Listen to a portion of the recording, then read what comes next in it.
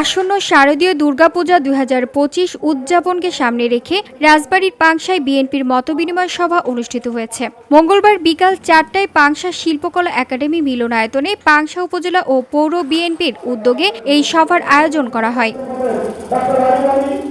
পাংশা পৌর বিএনপির সভাপতি মোহাম্মদ বাহারাম হোসেনের সভাপতিত্বে ও উপজেলা বিএনপির যুগ্ম সাধারণ সম্পাদক রেজাউল করিম রিঙ্কুর সঞ্চালনায় মতবিনিময় সভায় প্রধান অতিথি হিসেবে বক্তব্য রাখেন পাংশা উপজেলা বিএনপির সভাপতি মোহাম্মদ চাঁদ আলী খান।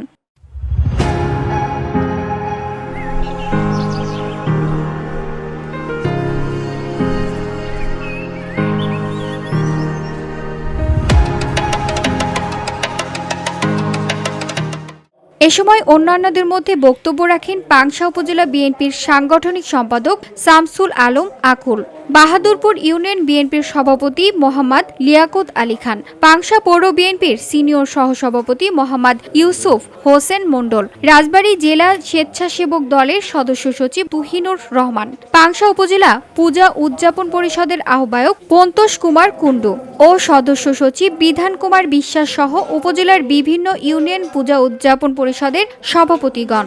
এ সময় উপজেলার ৯৮টি পূজা মণ্ডপের সভাপতি, সাধারণ সম্পাদকগণ উপস্থিত ছিলেন। বক্তারা বলেন, শারদীয় দুর্গাপূজা শুধু হিন্দু সম্প্রদায়ের উৎসব নয়, এটি সর্বজনীয় উৎসব। এই উৎসবকে ঘিরে সামাজিক সম্প্রীতি ও ভ্রাতৃত্বের বন্ধন আরও দৃঢ় হয়। বিএনপির নেতৃবৃন্দ ধর্মীয় সম্প্রীতির এই মহতী আয়োজনকে সফল করার জন্য সকলকে আন্তরিক শুভেচ্ছা ও সহযোগিতার আহ্বান জানান। VOD Bangla news desk.